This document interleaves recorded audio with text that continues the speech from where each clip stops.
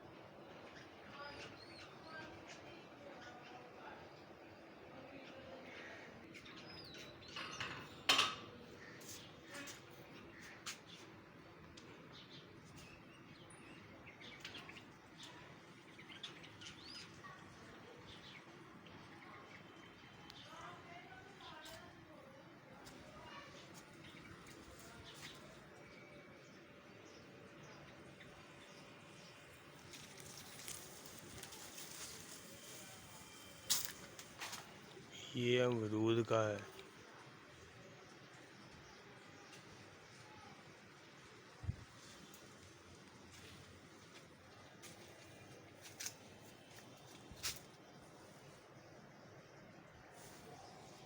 ये नींबू लगे हुए हैं दोस्तों, चेक करें।